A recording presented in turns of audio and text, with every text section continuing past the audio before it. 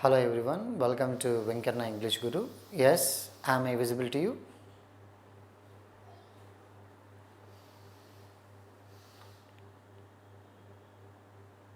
I need your response.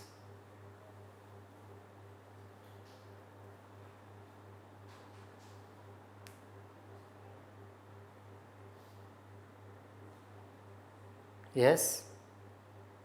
Yeah. Yes. See, we are actually talking about Victorian writers. As part of Victorian writers, we covered a few writers. Today, we are going to talk about one of the most important writers of our syllabus, Matthew Arnold. Very important writers, my friends. Matthew Arnold, the moment you think about Matthew Arnold, there will be a number of questions. Who is the popular critic before T.S. Eliot, Matthew Arnold? Most in English literature, most of the elegies were composed by Matthew Arnold. Touchstone Method is introduced into English literature by Matthew Arnold. Essays in Criticism, a popular collection of essays composed by Matthew Arnold. Okay, like that there are plenty of bits based on Matthew Arnold. Theresis, it's a pastorology composed by Matthew Arnold on the death of his own close friend Arthur Hugh Clough. Okay, like that. The Scholar Gypsy, it's a popular elegy, pastoral elegy composed by Matthew Arnold on the death of his father. Popular bits, my friends. Touchstone Methods and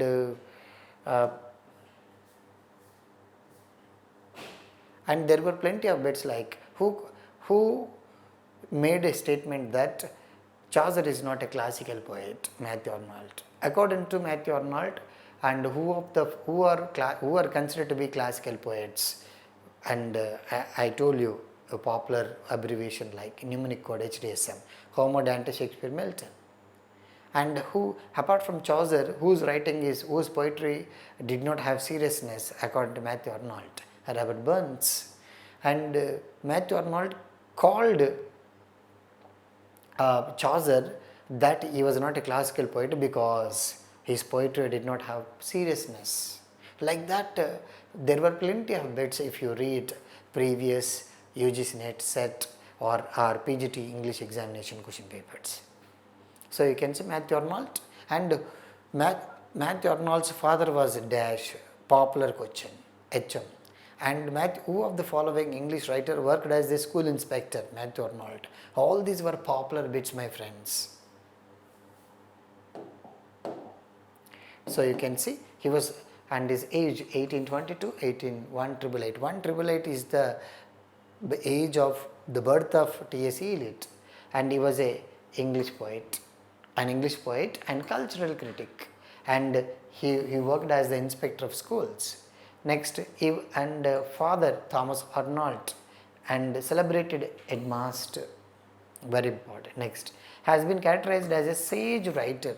What is meant by sage? Who guides you what is good, what is bad, what is true, what is wrong, so that you will decide and the way that you want. Sage writer, so that what will happen, he usually instructs the reader on contemporary social issues.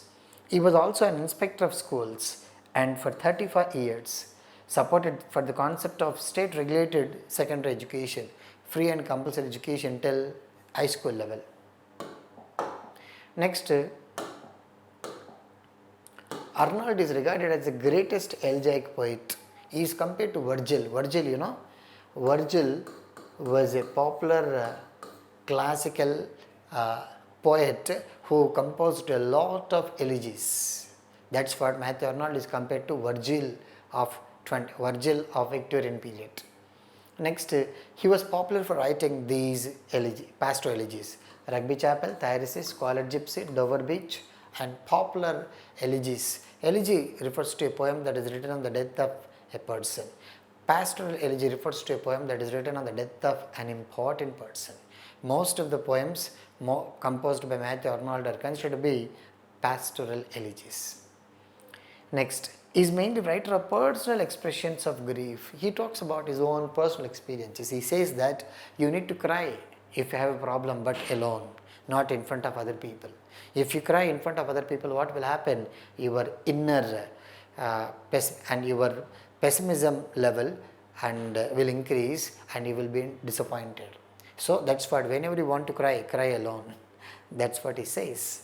Next, and you also personal expressions of grief and the fate of humanity in general. What is the fate of humanity? The fate of humanity is always suffering is the major important thing. You suffer in any way, either personally or socially or educationally or professionally. Wherever you, but suffering is a permanent thing on your fate, according to Matthew Arnold. Not if you don't have suffering at home, you will have suffering at the office, at the society, something he says. Next, Arnold elegies are expressions of his inherent pessimism, sense of loneliness. Inherent pessimism. Everybody has his own inner pessimism. To talk about that, he uses elegies. And elegy also talks about a sense of loneliness, because when you lost somebody, you feel like you are lonely, you are left alone, your loved ones are gone and you have loneliness in this world. Next, his elegies are an expressions of this inner gloom and his pessimistic view of life. His pessimistic view of life in his next,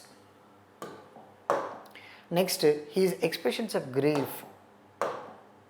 His expressions of grief have been called the Virgilian cry of horror over the Virgilian. I have been talking about Virgilian cry of horror over the mournfulness of human destiny. He is talking about the destiny of human beings in the form of Virgilian cry. People, a lot of sages, they cry, you are in the wrong track, you are traveling on the wrong way, but we don't listen, but we travel. That's what. His lamentations are always characterized by classical self-control, very important. He believes that cry indirectly boosts your confidence, your self-control.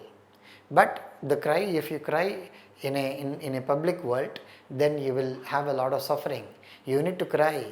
So there are a lot of people. Cry refers to not just pouring a lot of tears. No, cry can be in your happiness also you cry. In your sorrow you express, and without tears also people cry. That is what he says, classical self-control. Next, dignity and decorum.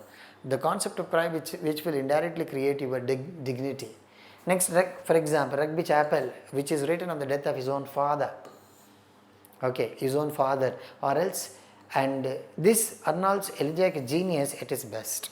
And Thyris is his own friend Arthur Clow and his companion at Oxford University. Okay, Arthur Clow. So that's what he says. The process of writing elegies indirectly will create some kind of self-control over your emotions. Next, what are the popular poems composed by Matthew Arnold? Stanzas in the memory of author Obermann, not required, and A Strayed Reveller, and Empedocles on Etna, Sorab and Rustum, which is very important, Scholar Gypsy, which is very important, and Rugby Chapel, and Thyris' popular pastoral elegies composed by Matthew Arnold, popular poems by. Next, with regard to prose, Matthew Arnold is so popular for prose because he is remembered as a greatest critic. The greatest critic, you need to understand. Essays in criticism, and in the examination there were bits. What is the correct title of the essays composed by Matthew Arnold? Essays in criticism, essays on criticism, essays for criticism, the essays on criticism, the essays in criticism. What is the correct title? Essays in criticism. This essay which includes, this is a collection of essays which include culture and anarchy, study of poetry. There are plenty of essays which become a part of this collection. Culture and anarchy. Next, literature and dogma. Literature and dogma, it is also, T.S. Eliot also wrote the same title, and God and the Bible, but very important, and essays in criticism.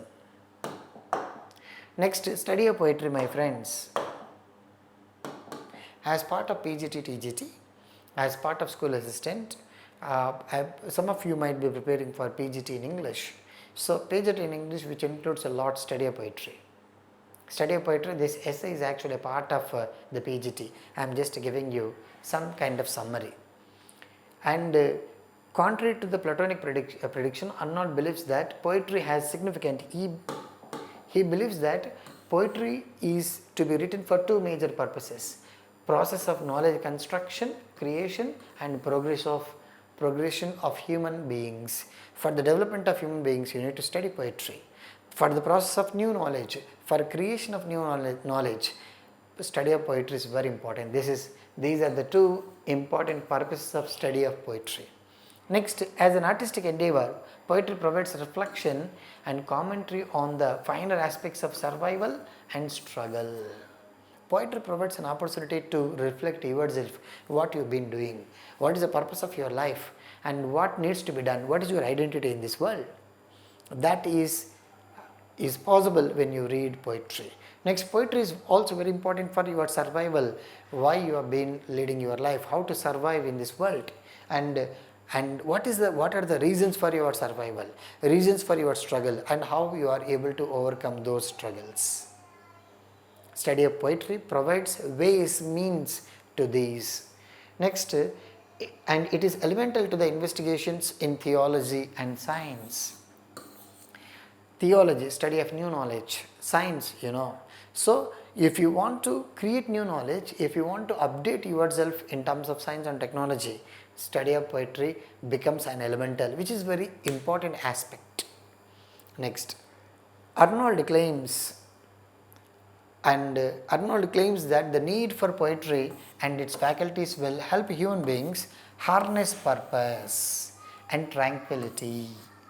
Times, generations to come. Very important. Harness purposes. What is the purpose of your life? Purpose of this action, purpose of your job, purpose of having family, purpose of leading your life in the society, purpose of reading the Bible, purpose of doing something in our everyday. That will be sharpened all the time when you study. The moment you read the Bible, the Quran, the Bhagavad Gita, as many times as possible, it indirectly provides an opportunity to think about yourself. What is the purpose in this world? What is the purpose of this physical body in this world? What is the purpose of Venkanna? What is the purpose of this life in this world? What is the major purpose of the creation of this world? You will understand. So, this is nothing but self-actualization, Atma Sakshatkaram. You think of yourself. So, that will happen only when you read poetry. And at the same time, tranquility, peacefulness. You will have a lot of peacefulness when you read poetry. Whenever you are in trouble, what do you do?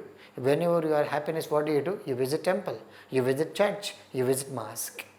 So, either in the greatest happiness, greatest trouble, you approach the God. Which means, what do you want? You want tranquility.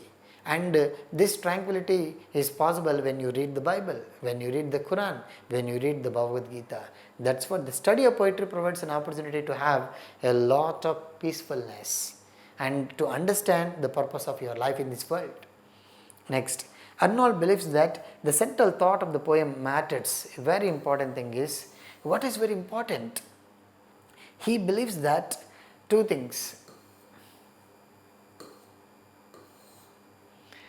The study of poetry provides an opportunity to have these three things, my friends. The theme of the poem is very important to the reader because it connects.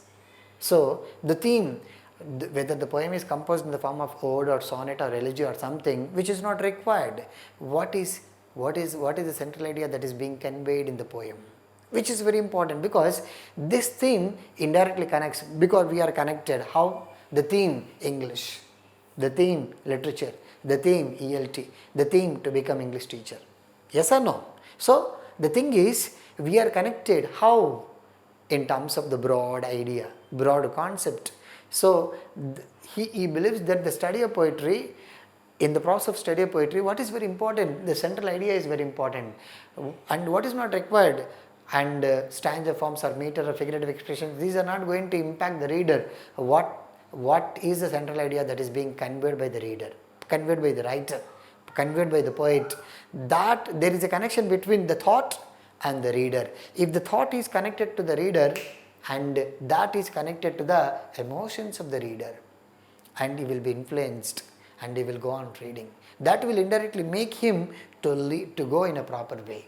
That's what he says. So thought is very important to the reader, and because it connects the emotions, I can read or I can't read. Okay, that's it. Next, study of poetry, where he also talks about study of poetry will have three important estimates. See, in today's world, most of the people have a lot of difficulties. I have a lot of problems with someone because I look at someone as I am, not as he is. For example, I have problems with somebody Balaji. Why do I have problems with Balaji? Because Balaji, I look at Balaji as Venkanna behaves, as Venkanna leads his life, as Venkanna thinks, then we have problems. Then according to Matthew Arnold, you don't have problems when you look at objects, when you look at people as they are, not as you are. Today most of the people have a lot of problems because we have problems because we don't like somebody, we hate somebody because we look at somebody as we are, not as they are. That's what he says. There are three important purposes of reading poetry. Three important purposes that you have: real estimate, historical estimate, personal estimate. And what is real estimate? You have objective personality, objective view. You don't influence your bias. You don't include your personal feelings in the process of reading poetry. You read poetry as it is. Poem per se, a poem has to be read as a poem. You look at novel as a novel. You are not going to influence, you are not going to use your background, your historical estimate and what I have read previously, what somebody said about the concept. You are not going to involve your historical knowledge, historical estimate into that. Your personal estimate, you have some feelings about love, about family, about friendship, about religion. You are not going to influence that. Then your poetry is going to be your knowledge. You are going to lead a wonderful life. And these are usually, when you read poetry, you will have three estimations: real estimation, historical estimation and personal estimation. Personal estimation, for example, when you have a lot of personal estimation, you will be disappointed according to Matthew Arnold. When you have historical estimations, because what do? You compare with the historical texts and you compare the present movie with the past movies. Then he did in the past movie in a better way rather than this. Then your expectations will be decreased, will be high, and you will be disappointed.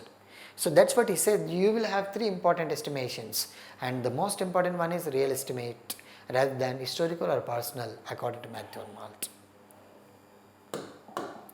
Next, he also makes some more comments with regard to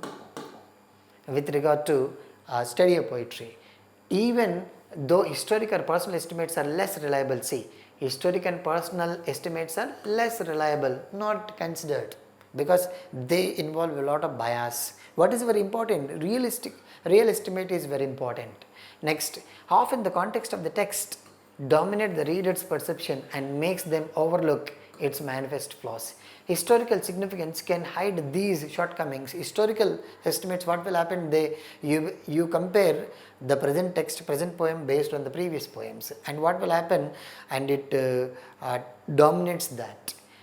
And next, and he says an iconic poem acts as the barometer for other poems. See, you evaluate this based on the historical classical texts. So in the process of comparing, what will happen? You look at the historical text, maybe the classical text, classical poem or something else, in order to evaluate the text that you have in your hand.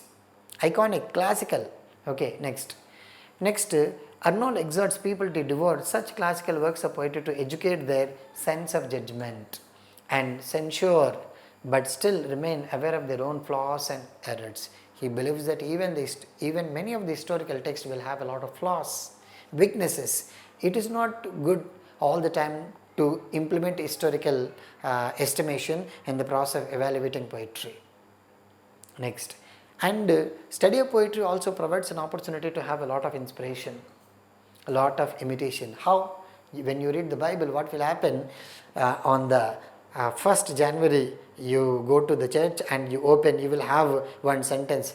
The sentence is given by the father. Yes, you are going to have a wonderful life. And in the same way, when we go to the pujari, the preacher, and on account of Ugadi, and he will say, oh, Naina, and your life, you are going to have income 10 and an insult 2, like they go on saying. Then based on the sentences, the sloka, what is sloka? Poetry, and this poetry gives a lot of inspiration. That's what, according to the study of poetry, the process of listening to the poetry, you will listen and he studies. What will happen? You will get inspiration. Somebody gets discouraged and you will imitate. What will happen when you study poetry? You want to imitate what you are being exposed to. Okay. Next, that's what they talk about. Next, an analysis of the English classics. Another point. Again, this is a part of study of poetry, my friends. Remember, very important text. Based on this PGT, there were more than 6 to 7 bits. Next, analysis of the English classics highlights the impact of French poets, my friends. He greatly admired French poets because they had a lot of innovation in terms of poetry, and because their poetry was so popular because they had a lot of romance rather than serious and graver themes. English poetry, there is a lot of seriousness, lot of graver, gloomy, sad lamentations, as Matthew Arnold did. But why French literature, French poetry was so popular? Because they dealt with a lot of romance, according to Matthew Arnold. Arnold is full of praise of Chaucer, and who believes wrote in liquid diction, was a great exponent of both content and style. According to Arnold, Chaucer scores high on the real estimate. He had a lot of real estimation rather than historical or personal. And level of classical poets, but does not come to the level of classical poet. Very important. Arnold did not recognize Chaucer as a classical poet. Reason, lacking seriousness. Very important point, my friends. According to Matthew Arnold, Chaucer is not considered classical because he lacked seriousness. Someone like Dante, Milton, Shakespeare. According to Matthew Arnold, Dante was a classical poet, Shakespeare was a classical poet, Milton was a classical poet, Homer was a classical poet, because their poetry included a lot of seriousness. Very important. But Chaucer is not a classical poet. He is not at all considered because his poetry did not include seriousness in his writing. And he considers Pope and Dryden as classical, not in terms of poetry, in terms of prose restoration. Next, he calls Gray, Thomas Gray and Robert Burns, calls Thomas Gray and Robert Burns, and he called Gay and Thomas Gray a classical. He considered Gray also a kind of classical poet, but not Robert Burns. Robert Burns and Chaucer were not considered classical poets according to Matthew Arnold. And they both, because they did not have seriousness, both Robert Burns and My Love is Like a Red Rose, a popular statement made by Robert Burns, and these two writers did not have seriousness, and hence they are not considered classical, but they contained truth and great skill. They had wonderful skill, great truth. They spoke about truth. They maintained a lot of skill in terms of writing poetry according to Matthew Arnold. Next, you can see, my friends, I think you are aware of the concept of Touchstone Method. Touchstone Method, as I told you, the importance of Touchstone Method. Touchstone Method is actually used for evaluating poetry. Next, coming to his contemporaries, points out the influence of personal estimates. Personal estimates judging Byron, Shelley, Wordsworth to diminish any judgments of their own works. They are, because most of the romantic poets wrote literature about themselves rather than about the society. They did not have objective view, they had only subjectivity. Literature was not art is for art's sake or humanity's sake, art is for the poet's sake, which means they had a lot of personal estimate, not historical, not real estimate. Hence he says this statement, they had a lot of personal estimates. No, because their literature was about themselves rather than about the society or somebody else. And borrowing Longinus concept of true sublimity, we need to, very important one. Sublimity is a word which is first coined by Longinus.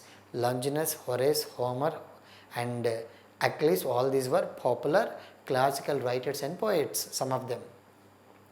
He coined the term sublimity. What does it mean by sublimity? Sublimity refers to having great thought, great knowledge, grand idea, grand knowledge, grand thought about the world, about the society, about the people. That is, and sublimity, coined by Longinus. On the sublimity, it's a phrase coined by John Keats. We discussed that. And he goes on making some more concept, and he named a few touchstones like Homer, Milton, Shakespeare and Dante. I gave you a popular code like HDSM. Homer, Dante, Shakespeare, Milton. Chronology. Homer, classical literature 1st century. Dante 14th century. Shakespeare 16th century. Milton 17th century. Chronology HDSM. So he considered these writings composed by these writers as touchstones, we discussed. Next, and these particular exponents of poetry were able to enhance the experience of reading poetry through their matter and style. Arnold believes that the best poems have a kernel of truth. Best poems usually include a lot of good truth in their matter and a sense of singular flair in their construction or manner. For critics, it is imperative. Okay, estimates of poetry. In case a reader is unable to find the high value while evaluating classic then and shortcoming not the poems. So he believes that good poetry includes a lot of real estimate and a lot of truth. Then it is considered to be classical kind of poetry. This truth, real estimates were popularly composed by the greatest poets like HDSM, Homer, Dante, Shakespeare, Milton. That's what he is talking about. Next, continuity of the classics. Arnold claims that since the classical works have been able to stand the test of time and longevity, time is very important. Classical works are usually tested by the time and longevity, how long the poem is going to be read by, accepted by a lot of people. The ability is a function of the self-preserving, enduring nature of human beings. According to Arnold, human nature remains consistent through various epochs and times, and since the classic deal with the topics and issues highlighting and commenting on human suffering, emotions and nature. He gives a definition of classic. What is classic? Classic refers to a work which usually comments on the human suffering, comments on the human emotions, comments on human nature. That work is considered to be classic. Next, as long as they stimulate such emotions and thoughts, the readers that will remain alive in their hearts. So, if a literary work comments on human nature, human suffering and human emotions, it is considered to be the classical text according to Matthew Arnold. Remember, subscribe to our YouTube channel, try to inform your friends and colleagues with regard to our YouTube channel. Okay, next, this is with regard to Matthew Arnold. Do we have time? Yeah, yes. We'll go to another text, another writer, Oscar Wilde, The Happy Prince, a story that you are going to read. And Oscar Wilde is a very popular writer and he is a member of aesthetism decadence, you know. And his plays are considered to be, his novels are considered to be social comedies. He makes comment on the society. And very popular works were The Importance of Being Earnest, The Picture of the Dorian Gray, very popular, the like you find plenty of other things. And Wilde 1854 and 1900. 1854 1900. Next, Irish dramatist, very important. Most of his writings were first published in French, later in English. Next, during Victorian period, short story writer and married Constance Lloyd. He became one of the most London's popular playwright during 1880s, 1890s, 1900 and died in 1890s, 1900. And he is so popular for this and Picture of the Dorian Gray, importance of being earnest, and The Happy Prince and other stories. He died of destitute in Paris, okay, like an untouchable, and he was able to die in Paris, say. Next, and as you know, we were talking about, he was actually a part of the Rymers Club. He was actually a part of the aesthetism past of the Rymers Club during 1899 and 1902, 1904.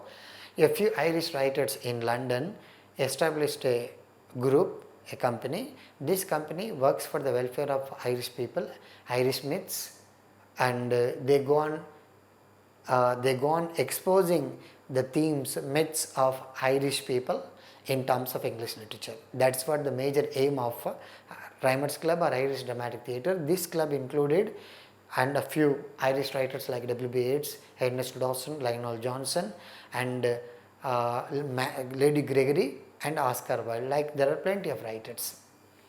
At university, Wilde read grades and he proved himself to be outstanding classist.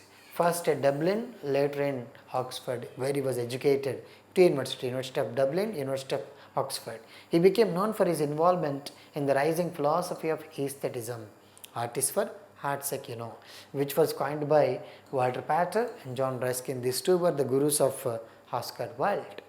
At the turn of 1890s, he refined his ideas about the supremacy of art, incorporated the themes of decadence, duplicity, and beauty into his own novel, The Picture of the Dorian Gray, where he employed all that. We read most of the aesthetic and decadence writers died very young. The average age was 28. We discussed as part of the introduction to Victorian period. And he wrote Salome. Salome, this is actually first composed in French. Samuel Beckett, Oscar Wilde, they were the two important writers. First published their writings in French, later they published it in English because of some obscure scenes. Because he was a writer who created created some characters which were not accepted by the society, which were not accepted by the Bible and the system of the Bible at the time. And instead of creating heterosexual relationships, he created homosexual relationships between two male, gay, two female, lesbians kind of characters. Hence, these characters were not accepted first in English. And innovation is usually accepted by French people most of the times. And hence, he published his writings first in French, later in English. And this Britain government did not accept the introduction of these characters. Hence, he was under trial for 2 times and he was put under the bars, prison for 2 years. And out of shame, he died in destitute in Paris, And biblical subjects on the English stage, hence his writings were rejected by the Britain Parliament. Unperturbed, he was not unperturbed, he was not disturbed and published his writings in French. 4 society comedies, social comedies, and most successful playwrights. After 2 trials, the court, and convicted by the court, by the law. Next, imprisoned for 2 years of hard labor. And in 1897, he wrote De Profundis, and where this is a spiritual journey, and during the problem that he had during the trials and stay at the prison, where he also wrote his experiences there. Upon his release, he left immediately for France, never to return to England, and he died there. There he wrote his last work, The Ballad of Reading Gaol, commemorating the harsh rhythms of prison life, how he actually had difficulty problems. Okay, this is what with regard to Matthew, sorry, this is with regard to Oscar Wilde. Do we have time? Yeah, we have. Yes. Again, it takes a lot of time to talk about G.B. Shaw, and we'll stop here. We will talk about the remaining writers very soon. Tomorrow we'll close Victorian period and we'll go to we'll start some other new concepts very shortly. Okay. Right then, remember this and try to educate, try to help English fraternity people who are willing. And one more thing that I am suggesting, there are nearly half of the students who have not registered yet. Register for yourself for the continuation of the classes. Okay, otherwise you are going to be removed if you are not registered for the course. Okay, thank you all. We'll meet tomorrow same time.